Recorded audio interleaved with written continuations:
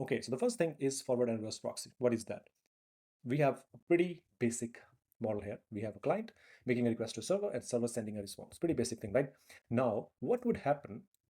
What would happen if I remove this? Now, instead of you getting or sending your request to a server, you are talking to a middleman, and that middleman is called proxy.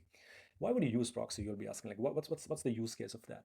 See, proxies can have a lot of use cases, but the most common one is, let's say you have a VPN, right? How does a VPN works? VPN works because it hides your location. From a server perspective, like, it is not talking to you, it is talking to VPN, and then VPN connects to you. So VPN is a middleman here. Similarly, we have this proxy, and proxies can be forward and reverse. And what's that? I'll explain you that as well, but I want you to understand the full concept of proxy. Proxy is something which sits in the middle of your request response cycle, and it can be forward or it can be reverse, and both has different use cases. So let's see from a diagram and try to understand what and how they work. Okay, so we have this diagram. First of all, let's learn what a forward proxy is. Consider you, like, you're sitting here and you're making a request to some random website, right? And you can either directly make a request, or you can ask a proxy to make a request from your behalf. So now, because proxy is making a request from your behalf, this website server doesn't know about you, because it is just talking to this forward proxy.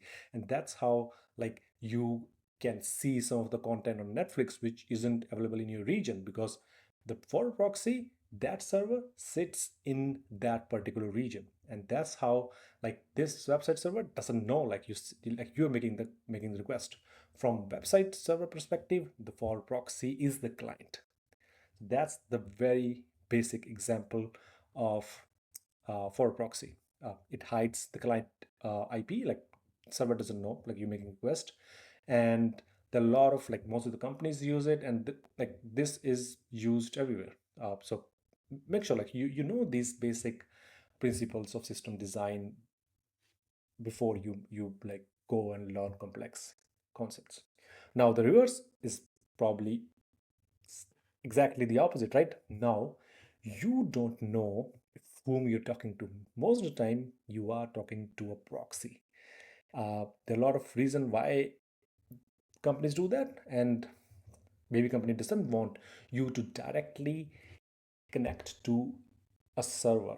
Maybe they want some kind of protection, right? Maybe they don't want every single user to be able to access their system. So that's why they have reverse proxy, and reverse proxy act as, okay, consider me as the person who is, like, having all that data and everything, and then you get whatever you are looking for.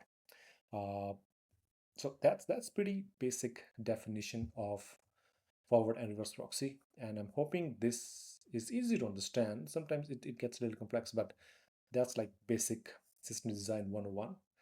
And in the future videos, we'll go more in deeper concepts, but my goal here is to build the foundation so that uh, when we learn the complex systems, you are able to understand